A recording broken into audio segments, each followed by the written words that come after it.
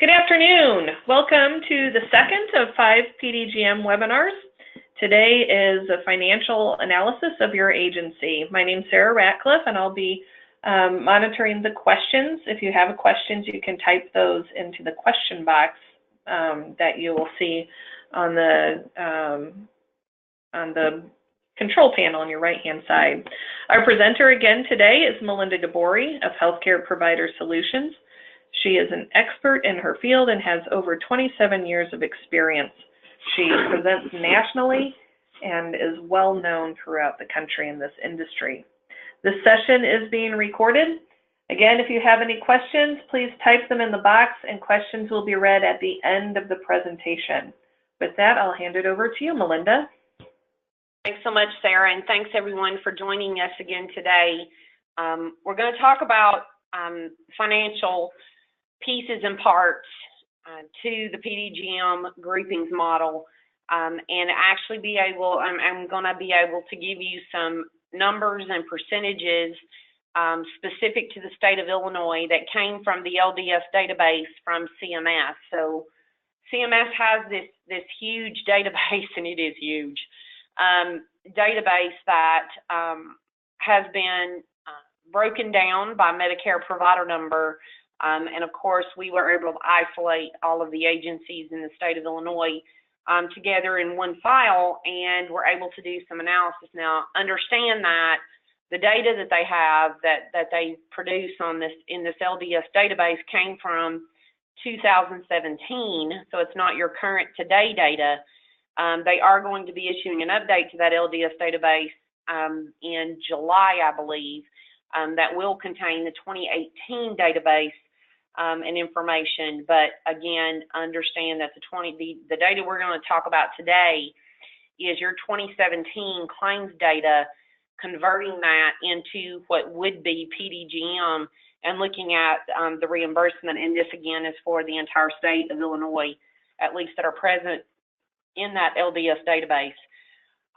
So the items that we're going to talk about today, some of them in more detail than others, but these are key things that you need to take into consideration when looking at how PDGM could financially impact your organization, whether it be on a broad scale basis or an individual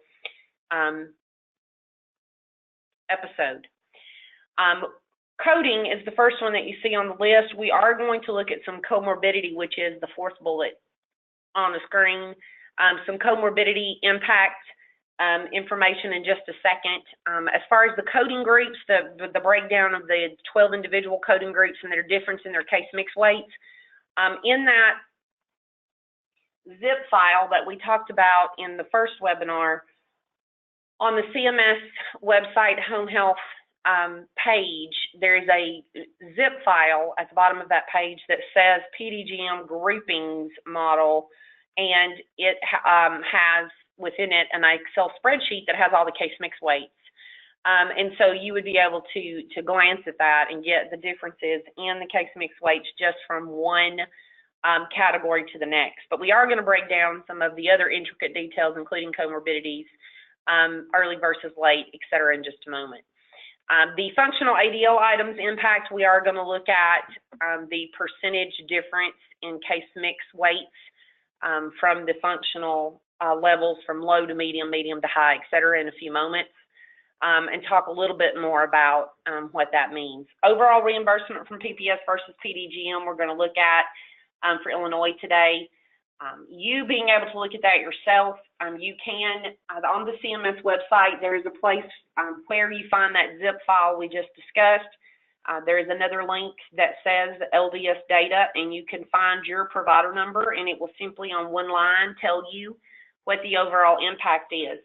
I would be really careful trusting that information because it is a down and dirty, across the board number that we do not believe includes the 6.42% behavioral adjustment.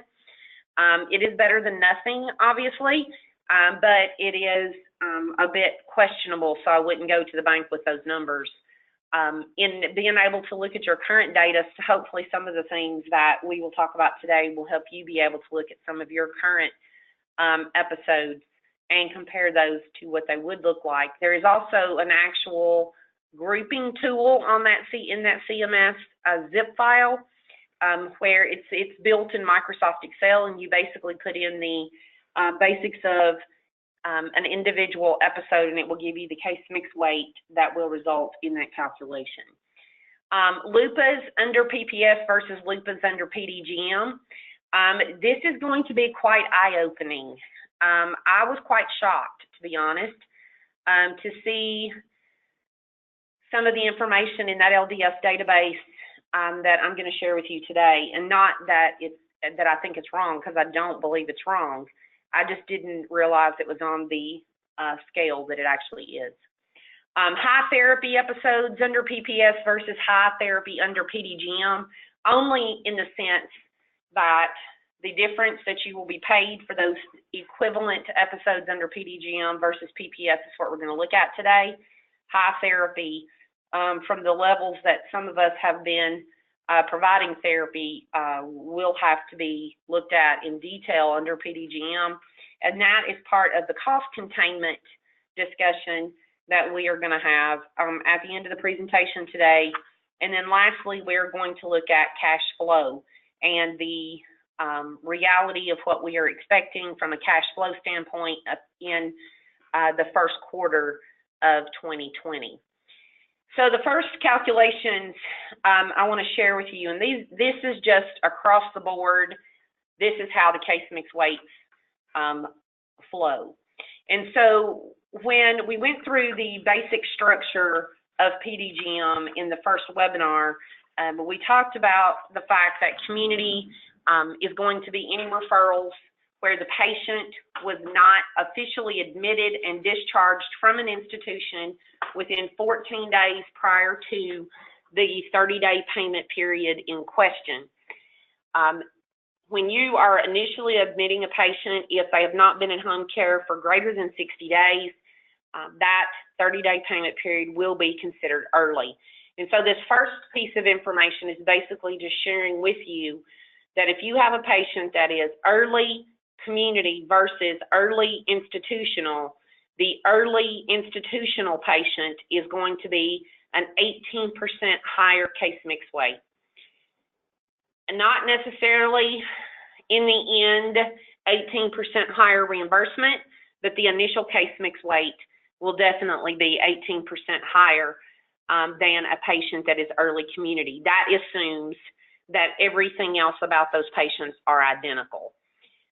Just the change in community versus institutional carries an 18% change, again, in case mix weight. The late situation is even more drastically significant, and that is, let's say the patient has been with another home health agency. That patient goes to the hospital, and when they come home from the hospital, they're referred to you instead of the agency they were already with. So that patient has been in home care within the last 60 days, so that patient is automatically late. That patient has been in the hospital and is now coming home from the hospital, so they're going to be institutional. If the patient were coming to you but not from a hospital or facility discharge, it would be late community, and the difference in those case mix weights is 40%. And so if you think there has been a battle in the past for institutional referrals or referrals that are coming out of a facility, the battle has just begun. We are expecting an all-out and out war. So agencies are going to be even more competitive than they already are for those institutional referrals, and this is why. Yesterday, or in the first webinar series, we talked about the patients that we may not have talked about this, so I'm going to make sure we know. If your patient is in the first 30-day payment period with home health, and that patient, let's say, falls and breaks their hip, they go to the hospital, they come home from the hospital, we'll say day 29, of the first 30 days. When they go into that second 30-day payment period, they would now be late, which we've already discussed, and they will be institutional because they have now been admitted and discharged from a facility within 14 days prior to the beginning of that second 30-day payment period. And so they would be institutional. If that patient goes from an acute hospital to a SNF or rehab, and included in this, and of course for my illustration, that total hip patient is going to go likely from an acute hospital to a SNF or a rehab if they need either of those before they come home to you. Those patients in any of the post-acute care settings that are included in the facilities that are considered institutional, if it's a post-acute care setting, SNF, rehab, psych hospital, or LTAC, the patient would have to be discharged and readmitted in order for that second 30-day period to be institutional. The evidence is on the screen and in the percentages as to why you would go to all that trouble of discharging and readmitting the patient.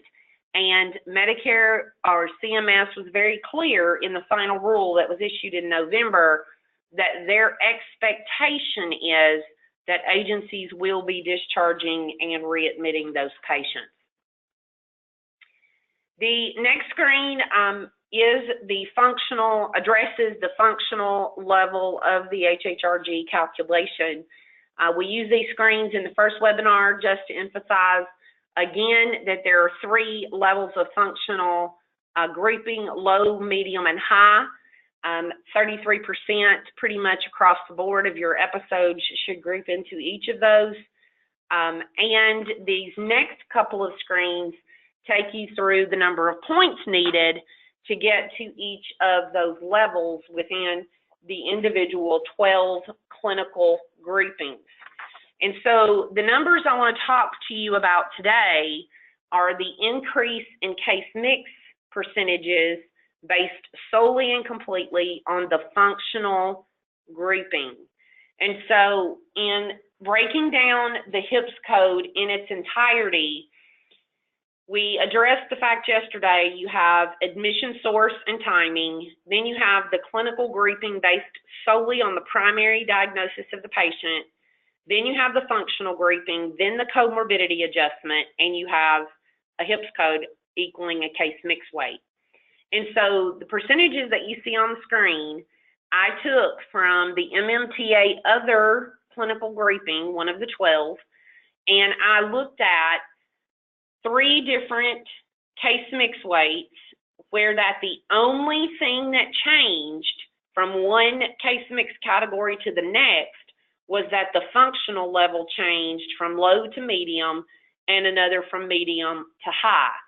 And in doing so, the case mix weight, the overall case mix weight of that grouping category, including all the elements we just talked about, there was an increase if you went from a low functional need in MMTA other to a medium functional need. There was a 14% increase in the total case mix weight of that patient's HIPS code.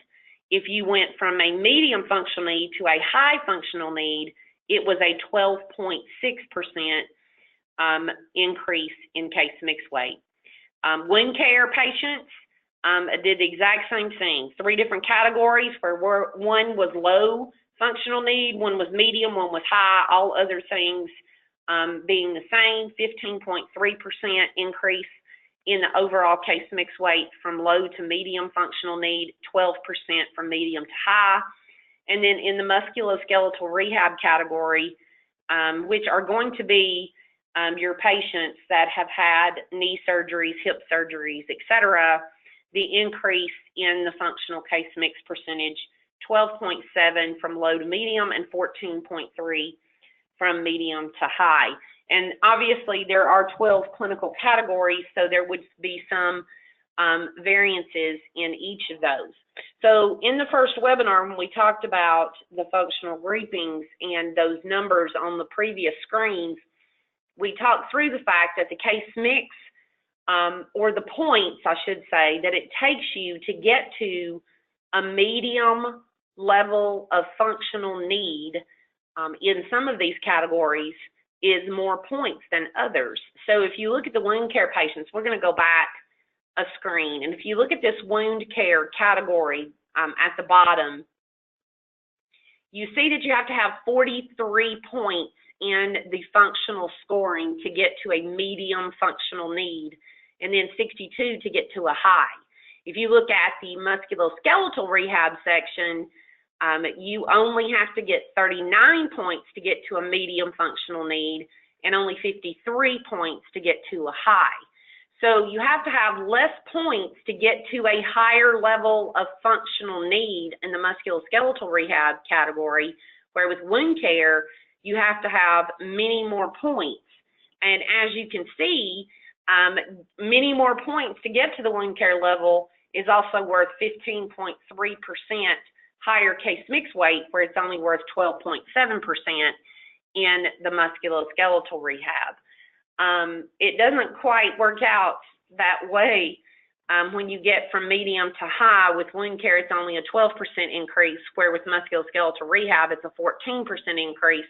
Again, keeping in mind that the wound care overall case mix weight already starts at a higher case mix weight than the musculoskeletal rehab category. Now, this next screen is where it gets into some of the nitty-gritty details of the LDS data that was very specific to the state of Illinois. And so there were 270,542 60-day episodes represented in the LDS data from the CMS website, again, specific to providers in the state of Illinois. That converted to 469,332 30-day payment periods. So approximately 73% of the episodes, the 60-day episodes originally, the 270,000, converted to 2 30-day payment periods. And so obviously, if the patient is not still on service on day 31, you're not going to have a subsequent 30-day period. And so pretty much across the board, in individual agency documentation, that where we have done some analysis for agencies individually, it has typically been between 60 and 75% of their current episodes would convert to 2 30-day payment periods down the road. One of the things I want to caution you in very deeply is that I had a conversation with an agency the other day that said, okay, Melinda, we got to figure out how we're going to get our patients to a 45-day length of stay, because right now our length of stay is like 30. And I'm like, what are you talking about? And so my point is, you need to be extremely careful in beginning the thought process already of making decisions about patient care based on being able to get into a second 30-day payment period. If we're talking about getting into a second 30-day payment period and we get there with only 2 or 3 visits, it's possible that that's going to turn into a LUPA adjustment. And if it turns into a LUPA adjustment, was it even worth what it's costing us to get to the second 30 days? The people that you're having to pay to bill the wrap and bill the final and provide the visits and do all the additional documentation required and et cetera, just to get into a second 30-day payment period. Obviously, people that are going to intentionally go there are probably going to make sure they at least get above the LUPA level. And then we're talking about risk of medical review, et cetera, if we are not basing our care solely and completely on the care needs of the patient and what meets medical necessity.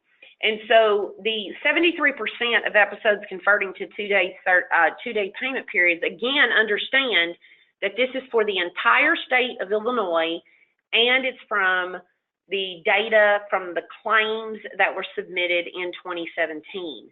And so it may not reflect exactly what your current practices are in 2019, and your agency may only have 60% of your episodes that are going to convert to 2 30-day periods. understanding that there are definitely some of those second 30-day payment periods that turn into LUPAs, and we're going to talk about the details of that in a few minutes. The total reimbursement across the board in 2017 using the 2019 rate. So basically what they did, at least this is what the spreadsheets reflect, they took the 2017 claims information and calculated the 60-day episodic payments using the 2019 rates. So again, visit counts, HIPS codes, etc., were established using the 2017 HIPS code calculations and visit counts, but then they applied the 2019 payment rates and wage indexes. So $792 million is what was reflected on those spreadsheets, with total reimbursement being calculated under PDGM of $808 million, which you can see is definitely an increase. And so these spreadsheets are basically reflective across the board of there being a 2% increase in reimbursement across the state of Illinois. Understanding that that 2% increase is not going to necessarily be for each and every individual agency. There are definitely going to be winners, there are definitely going to be losers, and you're going to need to make sure that you are looking at your individual agency information to ensure what your rates are going to be. So some information that I found not really surprising, to be honest, in the therapy information or the therapy episodes. When we looked at just 60-day episodes included in the LDS data that were specific to therapy having 14 plus therapy visits, and this was calculated including physical, occupational, and speech language pathology. So all the visits were identified by discipline in the 60-day calculation methodology, and those 14 plus therapy visits, again, are inclusive of PTOT and speech language. 48,936 60-day episodes that included 14 plus therapy visits, and that converted into 30-day payment periods for a total of 95,063. And so as you can see, it's not quite double the number of 60-day episodes, because I'm sure some of those therapy patients were discharged at the 30-day or prior point. Understanding that, while the overall calculations, as you saw on the previous screen, show that Illinois will have, at this point with the current calculations, would have an overall increase of 2%, the therapy 14 plus episodes would have a 25% decrease in reimbursement under the 30-day payment calculation. And so why is that so critical? Well, it's so critical because if you have an agency that is primarily a therapy providing home health agency, so in other words, pretty much every single patient they treat has therapy of some kind in the home, and their average number of therapy visits is pushing 10 to 14, honestly, they're looking at an overall decline in reimbursement across the board of between 20 and 25% under PDGM. Now, obviously, with only 48,936 out of 270,000 episodes in total, there are a lot of other patients that are not getting 14 plus therapy visits that could be getting therapy still, but not 14 plus, that make up the difference as far as increase to get us to a 2% overall. So we simply looked at the grand total with 14 plus therapy visits and then all episodes without 14 plus therapy visits, and the overall increase in that category was a 14% increase in payment overall. And so why would those two, of course, not net to 2%? And the reality of that is because these are overall calculations with all episodes being taken into consideration across the board from a reimbursement standpoint. And if you drill down into the individuals, which we're going to look at in a minute, LUPA episodes are going to be here, there, and everywhere. And in the state of Illinois, there were quite a few episodes that were identified as outliers and quite a few that were identified with PEP adjustments that we did not get into the scrutiny of those for this presentation today. So, having said that, what do you need to take away from this screen specifically? You need to take away the fact that your 14 plus therapy visit episodes today, all things remaining the same, and understanding that the 14 plus therapy visits carries with it an increase. It depends. If it's between 14 and 19 therapy visits today, the increase in reimbursement is probably around $900, pushing $1,200 if you're at the highest level right before 20. And then if you get to 20, it's about $2,000. And so looking at that to say, if the episode is averaging 14 plus today, or if an individual episode has 14 plus today, even if you do 14 therapy visits under PDGM, you're still going to get reimbursed about 25% less than you are today, because again, the volume of therapy visits in no way, form, or fashion will go into the calculation of case mix weight or increase in reimbursement.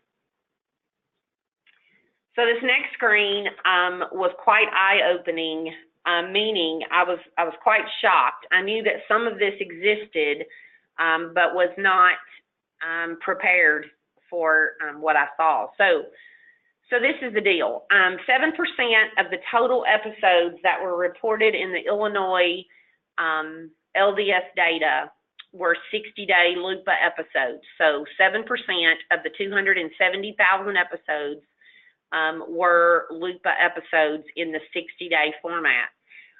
Again, LUPA episodes today, meaning that in a full 60-day episode, you provided less than 5 visits to the patient and therefore were paid per visit.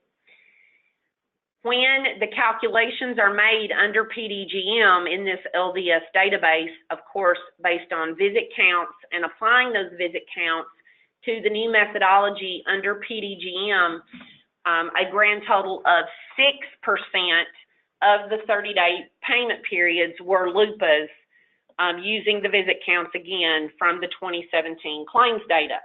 So nothing yet, I'm sure, has caused you to be shocked, as I was last night, about the remaining information on the screen. And that is 18,641 episodes originally in 60-day format were considered LUPAs. That only converted to 12,578 30-day LUPA periods, meaning a huge disparity between the total number of 60-day certifications that would wind up with 2 30-day payment periods, both or even one of them being a LUPA. And so we have seen, in looking at individual agency data, and trust me, in most of the ones we've done, it has been a small sample to this point of the agency's overall data. But in looking at them, we have sporadically seen 30-day payment periods where the visit counts on current claims today that were LUPAs wound up being non-LUPAs under the 30-day payment period. approximately 8,000 episodes, that's 60-day episodes, that were LUPAs, meaning 5 or fewer, or fewer, okay, I'm going to get it out in a minute, 4 or fewer visits in a 60-day period under PDGM would not be LUPAs. And the increase in reimbursement from what those 8,000 episodes had in the LUPA model from today's calculation to the PDGM model was a 50% increase in reimbursement. And so basically those 8,000 episodes that were LUPAs under the 2017 calculations with fewer than 5 visits in a 60-day episode was just over $4 million. Under PDGM, it was going to be $8 million. And so at first I was like, this can't be real. This can't be right, because part of the problem is that I had not, at this point, gotten into vast volume of calculations all in one place. And we're talking 270,000 60-day episodes in one spreadsheet, and it converted to 470-something thousand lines when you put 30-day episodes in, or 30-day payment periods in. So I was going through the data and pulling out the individual lines that were LUPAs with less than 5 visits in a 60-day episode, and looking at the ones that it was saying under PDGM would not be LUPAs. And going back to the spreadsheet from the CMS website and looking at the actual LUPA numbers under the new case mix weights, and did not find a single error. Now, obviously, I did not look at all 8,000 lines in the middle of the night, but the ones that I tested randomly throughout the spreadsheet, every single one of them are correct. And so, as I told you in the first webinar, each one of the 432 case mix categories has its own LUPA level, and each of those LUPA levels range from 2 visits to 6 visits, and many of the ones that wound up being non-LUPAs under PDGM on the Illinois data, or in the Illinois data, were situations where the 30-day payment period had a 2-visit LUPA threshold, and you provided 2 visits. And if you meet the threshold that's been established, which in these cases would be 2, you're paid the full 30-day payment amount. And so why was I shocked? I was shocked because I did not realize that on that level of volume, it would be that many episodes would not just be non-LUPAs under PDGM, but would have a 50%. Actually, I'm saying 50%. It technically was doubling. So from 4 million to 8 million, it was a 100% increase in reimbursement, because it doubled. So the 50%, yeah, it was the middle of the night when I wrote that. So basically, it was a 100% increase in reimbursement, because it went from 4 million to 8 million. So it doubled. So interesting information, yes. Is it going to be that the majority of your LUPAs turn into non-LUPAs under PDGM? We honestly have not witnessed that in great volume looking at individual agencies. But this has to prove that there are going to be multiple situations, not just a handful, for many agencies where a current LUPA level of 4 visits possibly being performed in a 60-day time period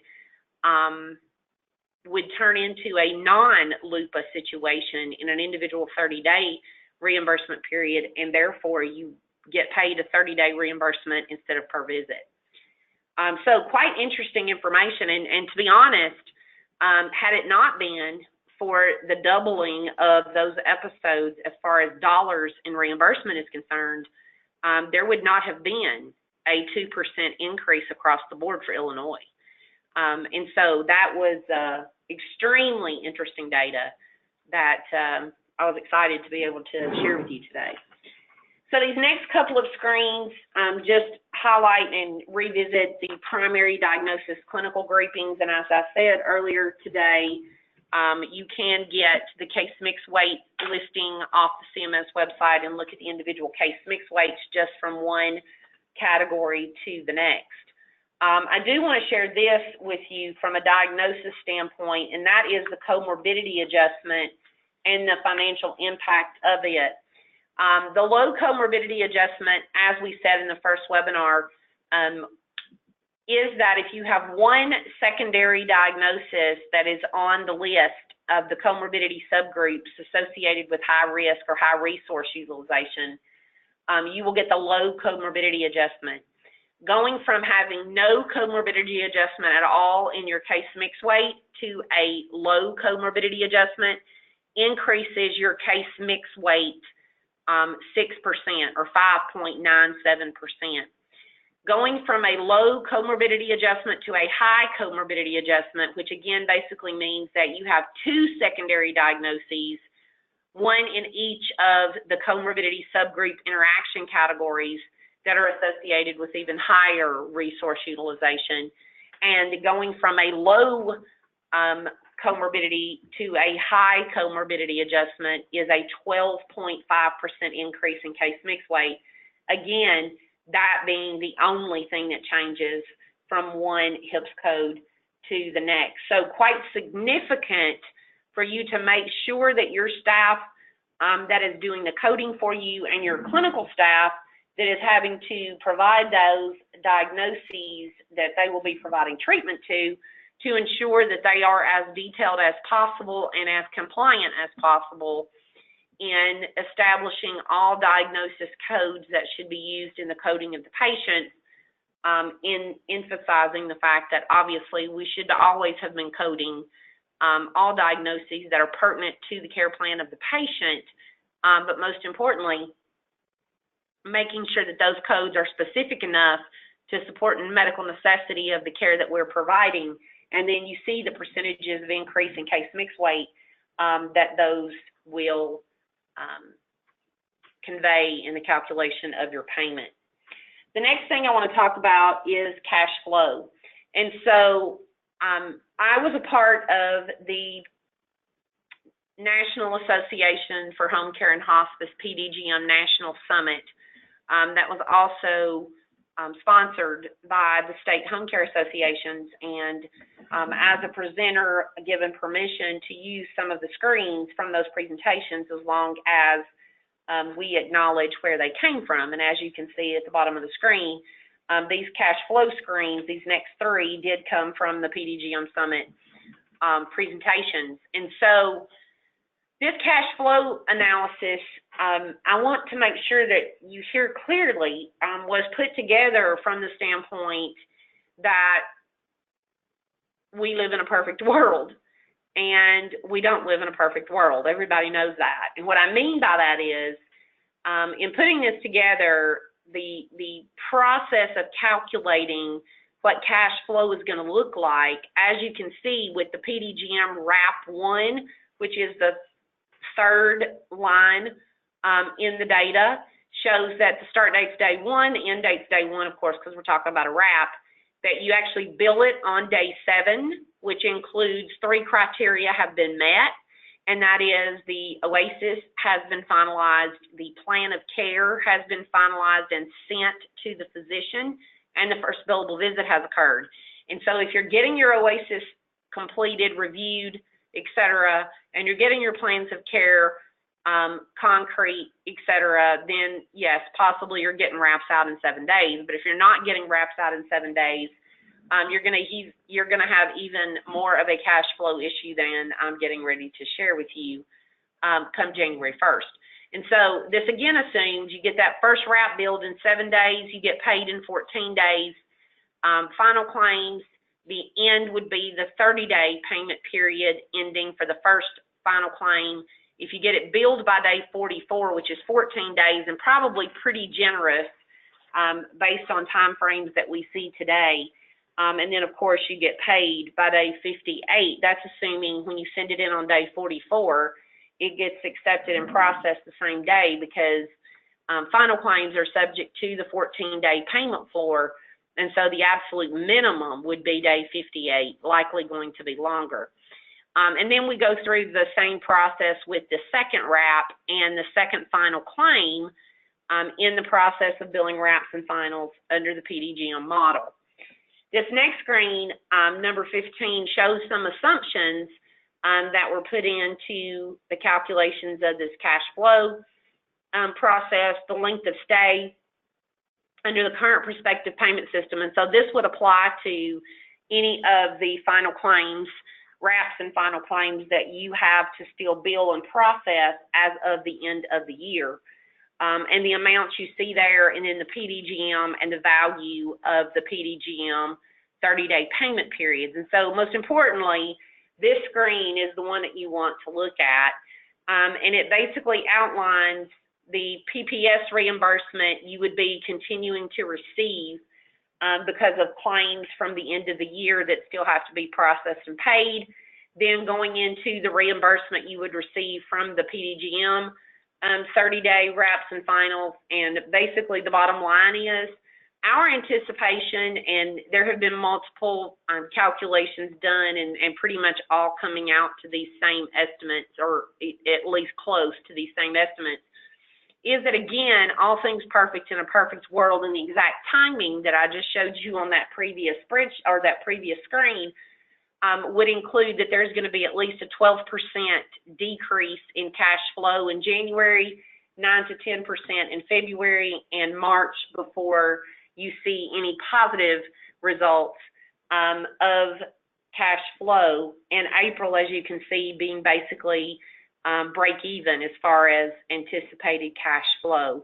And so I wanted to share that with you today to make sure that you're very clear about the implications of cash flow that are possibly coming, and really all you have to truly think about without even going through this detailed cash flow process in your own organization is to think about the fact that these wraps are going to be worth 50% of what they're worth today. I mean, that's not exact, but it's very close.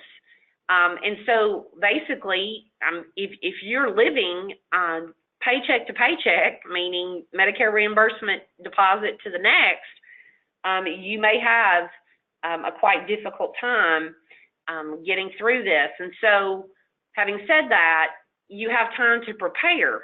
And that means if there's not a being able to stick cash back situation and save for that potential issue, then there's got to be the situation of tweaking your internal operations and processes so that you can ensure that this documentation is in place and that you are able to get this stuff billed as soon as you possibly can.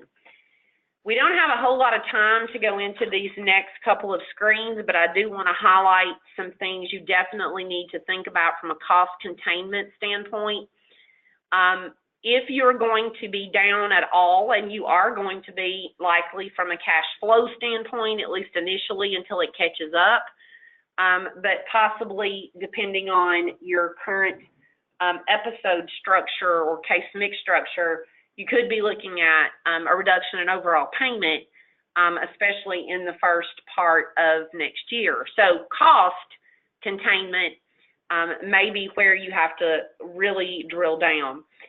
One of these webinars is going to specifically focus on therapy and LUPA adjustments, and that's the first two bullets and on here, and we will go through those in more detail at that point. But one of the big things that agencies we have been talking to about this is from the therapy standpoint, you're going to have to provide therapy. That's not going to change. Figuring out how to do it more cost effectively is what's going to have to happen. And in some cases, registered therapists will be fewer and fewer while assistants will grow. As we've been doing, as I said in the first webinar, from between RNs and LPNs for years. LUPA management, we'll drill down a little bit more in the webinar that is specific for those to look at how we can monitor the LUPA levels, and hopefully your EMRs will be of assistance when calculating the HIPS codes for these 30-day payment periods and giving you that information up front to more specifically be able to monitor that in the level and percentages of total LUPA periods that you will have. The next one is indirect cost, looking at different strategies that you might implement at intake and marketing. What, does that really look like, or what does that mean? Intake is going to be imperative, as we discussed already, in the process of obtaining every piece of information possible to determine institutional versus community, to determine the appropriate diagnosis, to ensure that we have valid diagnoses. It may be that you have to beef up your intake department. From a marketing strategy standpoint, that basically could just simply include marketing, your marketing or liaisons or whatever title you may have for them today, starts working on and need to start working on now, improving the number of institutional referrals that you are getting, unless you're 100% an institutional referral agency. And if that be the case, you're going to be doing quite well under PDGM. Revenue cycle management, looking at the back office. We have a specific webinar dedicated to this, but do understand there are going to be major changes, not just in the fact that volume of claims is going to increase, but the actual content of the claim is going to change. And so there are codes that are going to have to be added to the claims now that weren't there before. The treatment authorization code is going to disappear. The processing of the claim and the calculation of the HIPS code is going to be different than it has in the past. So there are intricate details surrounding the revenue cycle we'll go through in that additional webinar, but from a cost standpoint, understand that you may very well have to add additional staff, being cautious in doing so until you truly understand the volume that you're dealing with. In most cases, it does not look like a 100% doubling of the volume, so you're going to want to take a much closer look at what that means individually for you. Coding, order, and supply management. Order management is probably the most critical, should probably be in all caps. Understanding that orders being back, signed and dated, face-to-face getting back to you, the certifications of the home care patient with the care plan being signed and dated, any supplemental orders being signed and dated, and getting that completely under control as far as the timing of when you get those back is going to be critical. Again, especially if a cash flow crisis is amok in the first quarter of 2020, the faster we can get those orders, et cetera, back, the faster we can bill. Agencies that are currently outsourcing their coding, you need to begin scrutinizing now and evaluating how long it's taking you to get those OASIS back from the coders and finalized, or plans of care if they're involved in those, and begin discussions if it is a substantial number of days to get coding turned around, how you can improve that process to ensure that you're getting those back as timely as possible. Some agencies are possibly going to have to invest in technology, meaning their EMRs are just not going to cut it. They're not going to be updated. They're not really built for home health to begin with. I could go on and on. Some agencies have already discussed possibly moving more toward telemonitoring of patients in some situations. And of course, that's going to include an investment in the equipment, et cetera. There are many technologies out there today that don't necessarily require big, heavy-duty equipment to implement telemonitoring. So you might want to investigate what your options now are. Having said all that, We're going to go to Q&A now. We have a few minutes to answer any questions that you might have. Okay, thanks, Melinda. We do have a few questions. The first one, and some of these came up throughout the presentation. Does LUPA apply every 30 days despite the episode being 60 days? Yes, the LUPA adjustment in PDGM will be specific to the 30-day payment periods, not 60 as it is today. Okay. They say slide 5 was confusing. Can you explain in layman's terms what is the takeaway from slide 5? Okay, let's see what slide 5 is.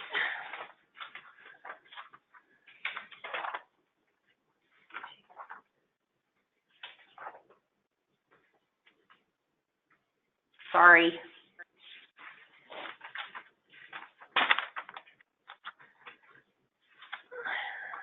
It's the one on the LUPA data that was. Yeah, okay. I'm not finding it.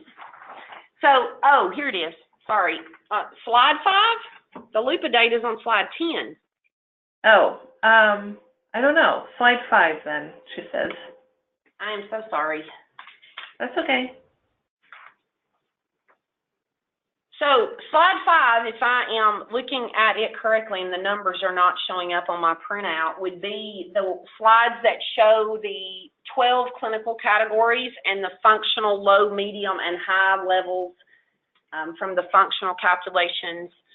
And that basically is just explaining, or just outlining, I should say, in table format, what points are required from the calculation of the functional responses on the OASIS, the points that are required to get your patients into a low, medium, or high functional level in the calculation of the HIPS code in each of the clinical categories.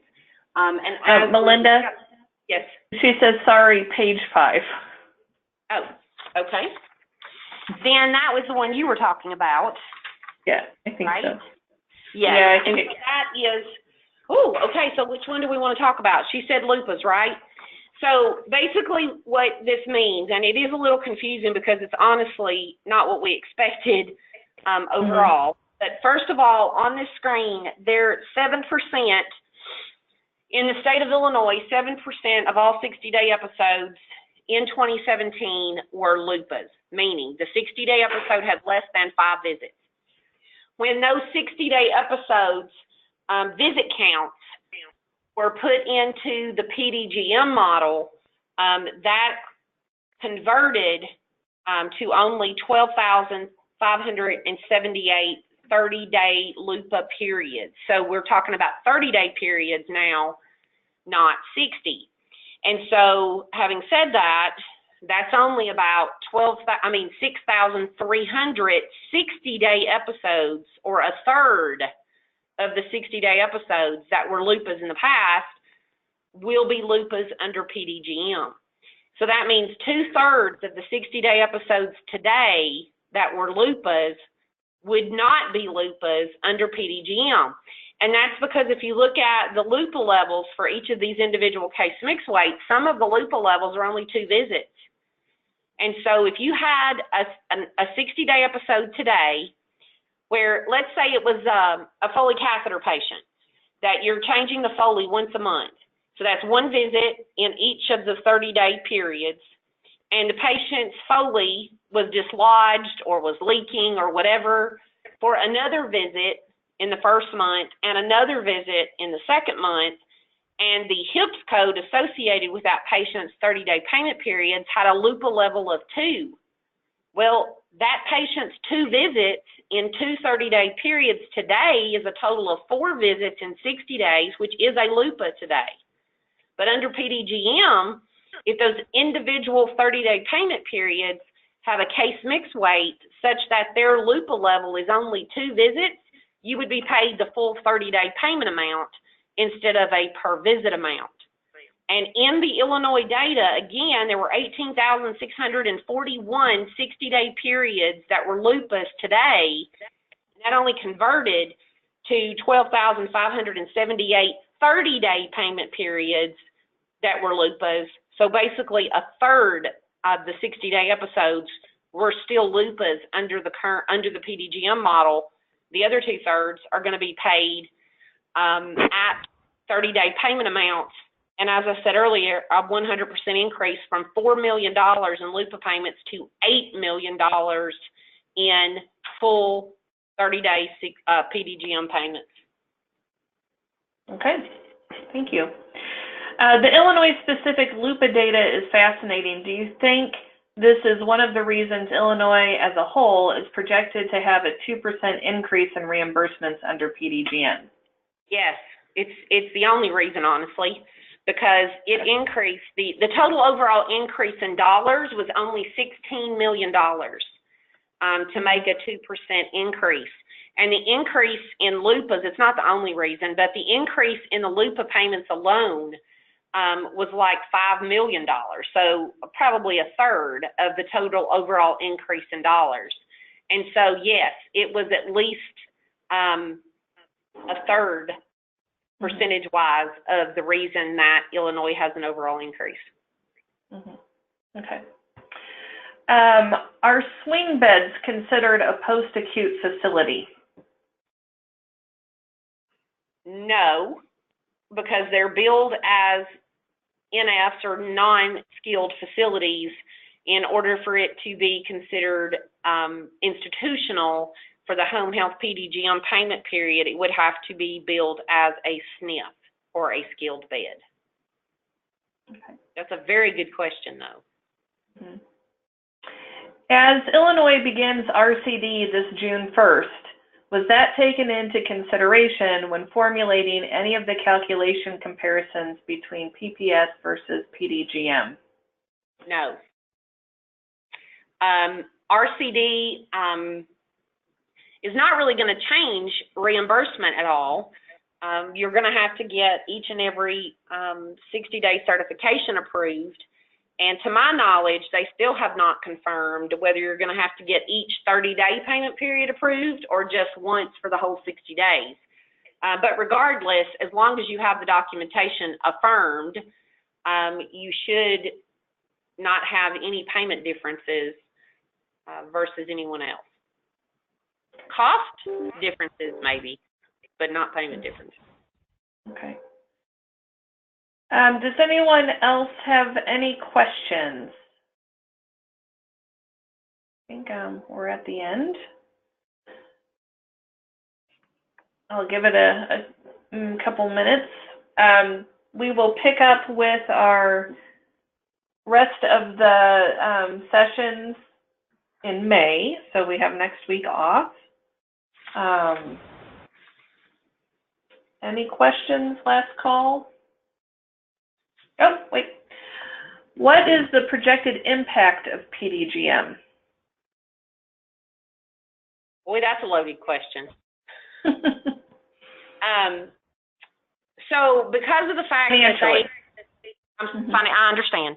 Because of the fact that they have now forced this to be a budget neutral adjustment, across the board, it should not be as dramatic a decrease in overall reimbursement as was originally anticipated.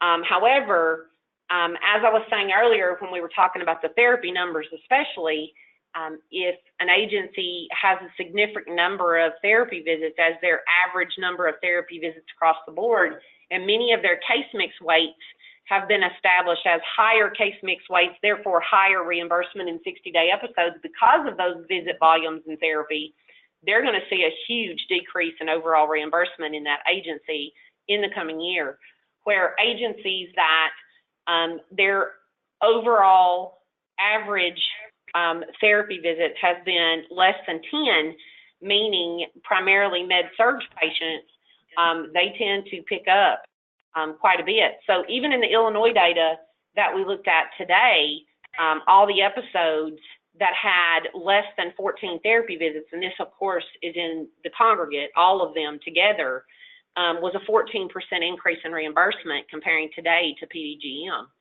And so looking at it from a nationwide standpoint, it technically is supposed to be a budget neutral process. but individual agencies, there are going to be some that quite suffer significantly. Others that may be, you know, pretty much copacetically even, while others are going to have increased reimbursement. Okay, thank you. Well, that concludes the questions. So I hope everyone, if you're celebrating Easter, you have a lovely weekend, and we will pick back up in May. Thank you again, Melinda, for your time and expertise. Thank you so much. Talk to you soon. Bye-bye.